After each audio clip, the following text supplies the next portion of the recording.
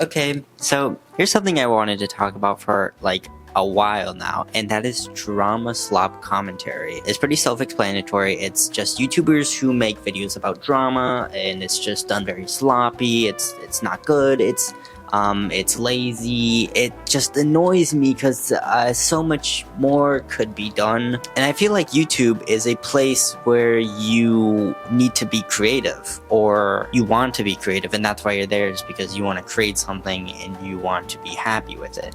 And it seems like none of these people are happy with what they do. It's literally just putting commentary over gameplay. That's all it is. It's just commentary over gameplay about some drama subject, and it's just their personal opinions about it. I found a pretty good one, which we'll talk about later. But let's talk about the really terrible ones. And we're going to start with one of the worst, and that is Boblax. If you don't know who Boblax is, you probably do. You probably just watched one of their videos like a long time ago. And what they do is they just retweets. Oh, you wanted more? Oh no, that's all they do.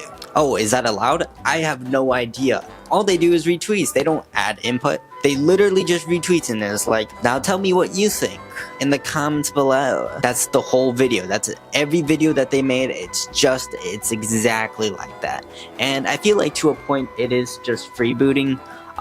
People don't really care about freebooting in general, and the fact that it's on Twitter, a site that I frankly don't really care about. I don't know if much people would really care about that. I barely even care about it. I just wanted to point it out because I feel like it is freebooting, because they're doing nothing with the content that they're providing. They're reading the tweets, and that's it. There's nothing.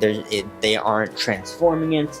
They aren't adding anything new to it. It's really bad. Coming up next, if you think that reading tweets couldn't be any more boring, look at this channel, Pegasus. I don't know what they do. I literally don't remember. I think they also talk about drama. I could be wrong. I literally could be wrong. I have no idea, because their channel is not outstanding.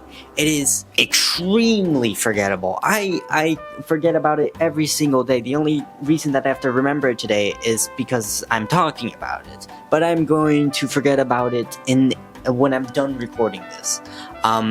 It is so incredibly average. It's nothing. Why does this channel exist? I would have no idea. I can't imagine there are people who go on this platform where there are people like releasing literal movies. There's a guy who released a movie for every single month, and he did it. And there are people who get on this platform and are like, I'm gonna watch this guy talk about the drama that is happening. And this guy, out of all of them, why this guy? He's not interesting. He's not, what's his name? Oh, Pegasus, right, I already forgot. Okay, so this next guy, he is part of this community as well, but I feel like he's a character. His name is Sensitive Society, which is just the funniest joke ever. He has to be a character. It's another Dax Flame and Andy Kaufman and, you know, all those types, Nathan Fielder type. I think that's what Sensitive Society is, because that is genuinely the funniest name ever, and there's no way someone actually made that,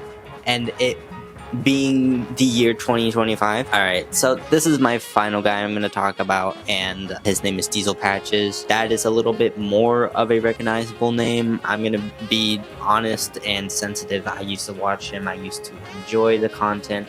After becoming older than 12 years old, I stopped watching that content. To be fair to Diesel Patches, I believe his content is the most engaging out of all of these I have talked about, and that is not much of a bar to step over, and I use the word step over because it is not a leap, it is not a climb, it is a step.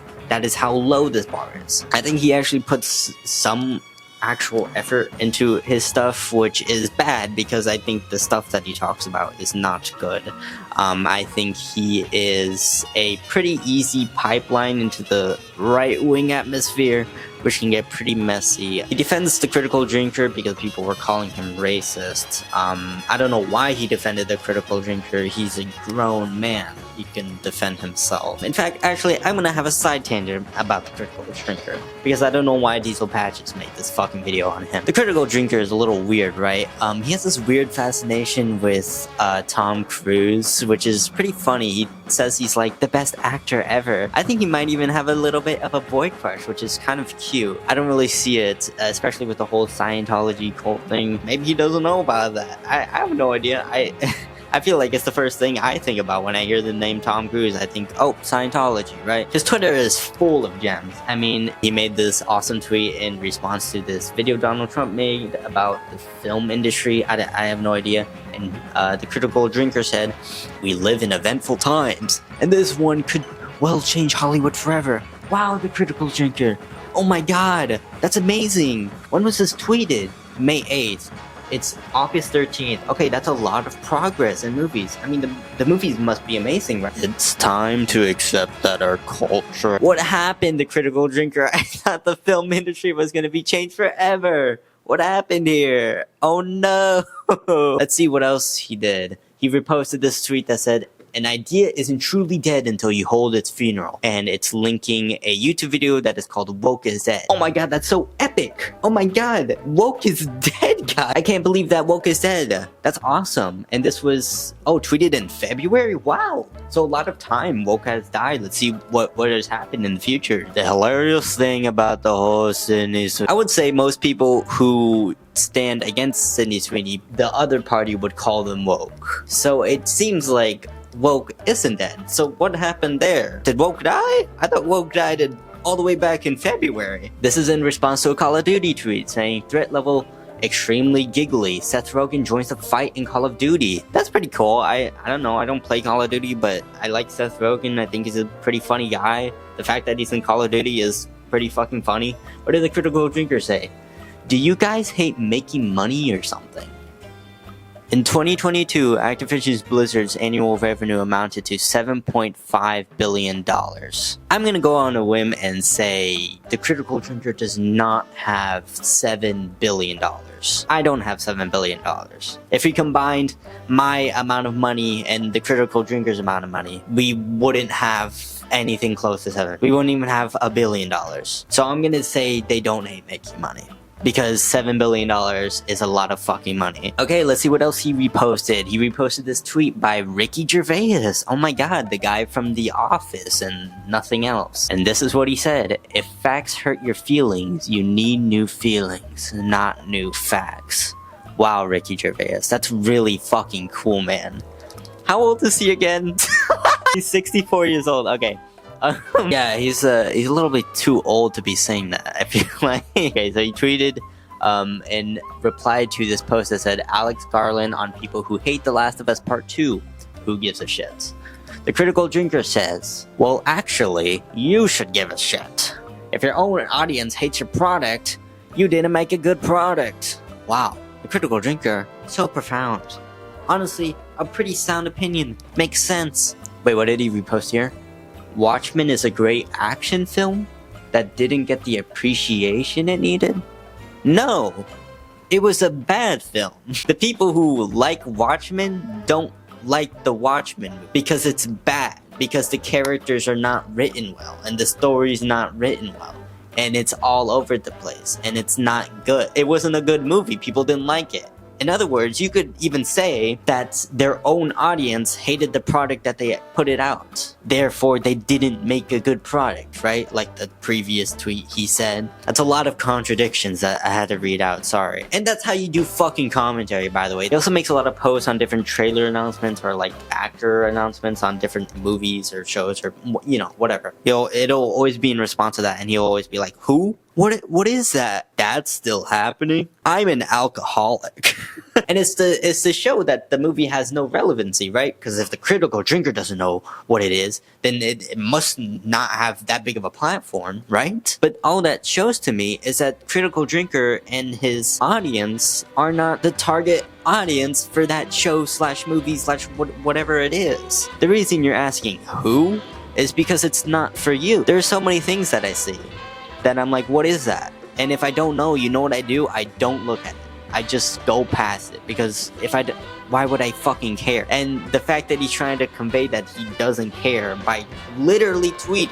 He literally has to go onto his computer. He probably has a bookmark for Twitter, but if he doesn't, it'd be even fucking funnier if he has to type out Twitter onto his keyboard, and then he has to click on the fucking post button type a little quip, and then has to literally press the tweet button. Those are so many steps. It's not that you don't care. You do care. That's why you're tweeting about it. That's the whole point of Twitter, is to share your fucking opinions because you care about them. Jeez, I hate this guy. I fucking hate this guy so much. Alright, let's see what else he reposted. He reposted this tweet. It said, a person with all of this in their profile, and then the stupidest opinion you will ever read in your life. Okay, let's see what it labels. All right, the watermelon emoji. I'm sure he's probably just talking about the people who put that, who stand with Palestine. But it's really funny to think that he's just talking about everyone who would have it in their bio, right? Because that's what this post is saying. That includes people who just have watermelon in their bio because they happen to really like watermelon. A person with the Palestine flag in their profile. So again, that includes people who are just Palestinian in general. That doesn't just include people who stand with Palestine. It just includes Palestinian people who might really like your content and see this repost and are like, wait, what the fuck? I'm living here. That was where I was born, you asshole. Okay, so a person with the transgender flag in their profile, he's just outright saying that he doesn't like transgender people. I mean, he might not be racist, but at least he's transphobic, right? He's at least a bigot. And there's more transgender people. There's transgender people who have the same exact movie opinions as you, the Critical Drinker. Why are you ostracizing your fucking audience for no reason, you fucking idiot? And then a person with the communist symbol in their profile. Okay, so I just looked it up, and the Cold War happened in 1947. It's 2025, so a hot minute at the very least has passed. I thought we were over that whole thing. The whole, you know, we don't like communists because they're different. Let's see what he reposted here. What is this? Happy holiday, it's Merry Christmas. Why? What is it? What? I don't like this. This is weird. This is getting into weirder territory. Why would you care? Okay, let's see what else the Critical Drinker reposted. This is the last thing, by the way, and we'll get back to Eagle Patches, alright? Let's see, this is a tweet in response to this video about Happy Valentine's Day, America. I quickly just skimmed over this video. It's Greg Miller, who I think is the man in the green suit. I have no idea. I don't know why anybody would care about who these people are. He says, fuck Elon Musk and Donald Trump. And then someone replied saying, Greg Miller canceled his best friend over a joke, a very, very tame joke, never forget. And that's what the Critical Drinker posted. I'm not sure what the reply has to do with anything in the video other than that Greg Miller is in the video. He said, fuck Donald Trump and Elon Musk. This was after Elon Musk did the salute, by the way. This was after that had already happened. I mean, Elon Musk is a Nazi, right? And Donald Trump is on the Epstein list. So I don't want to associate with either of those persons. I don't see anyone else wanting to associate themselves with those persons. And the Critical Drinker reposting this tweet, belittling a person at a moment in which they are critiquing a Nazi and a pedophile, I would say there is some sort of message being sent subliminally, whether intentional or not. Look at my hands moving. I'm gonna assume that the Critical Drinker doesn't like Nazis or pedophiles, so I don't know why he would retweet this tweet that is belittling a man during a moment where he speaks poorly about a pedophile and a Nazi. Also, in case you're wondering, the Critical Drinker is not American. I don't know why he would care about American issues. He lives in Ireland or something. He's from Ireland. I don't know. I don't care about any legislation happening in Ireland, right? Because I don't live there, so why would I care? I just don't understand why someone would who doesn't live in America care about the political ecosystem in America. Okay, back to Diesel Patches. I'm jealous of Diesel Patches because he got to meet some members of the fucking Vanoss crew. Are you joking, man? This guy got to meet Vanoss. Well, he didn't get to meet Vanoss. He met Noble and Terrorizer, who are both very nice people, seem like really fucking great guys, and seem like really nice and just awesome, and I would love to meet them. And the fact that this asshole who defends the Critical Drinker, who I already had my tangent about, he gets to meet these guys. Why? So, if Diesel Patches, you have ever watched this video, could you give me their information so I could talk to them? Thank you so much. And Vanoss, if for some reason you're fucking watching this, here is my submission to be a part of the Vanos crew. That's right. This is my submission to be part of the Vanos crew. Hello, my name is Net. I play video games. I've been a fan of Vanos for years. I have experience in GTA 5. I play a lot of platformers as well. I play Fortnite. I know basically I do work like a lot of Fortnite. I know you guys love saying slurs. I can say a slur that none of y'all can say, right? I'm a tranny. Just consider it, that's all. Okay, so at the start of this, I said that there is a good alternative to this type of content. You know, not all of it is slop. There are people who cover drama that are pretty good. And I wanted to give one of these people's names out, just because it's the only name that I know of. And it's actually a really good channel. His name is Quintio. His videos are awesome and I love them. They're very objective, they are thoughtful, they are engaging. I mean, this guy is popping off. I love him. It is genuinely good. I can't recommend it enough. The guy is really good, and he's a little cute. But he has a fiance, so don't tell him I said that. That's it. That's slop commentary. I don't like it, but there is good as well. And most of this was just a rant on the Critical Drinker, and I am so sorry about that. But I have more things coming up. I have more stupid things to talk about, and I upload every week. That's right, I upload every week. I've been uploading every week since the past month. Don't watch my older videos. They suck. And they're bad. This one's really good. Subscribe, like, I don't know. You don't have to, but it'd be appreciated if you did. And thank you so much for taking the time to watch any amount of this.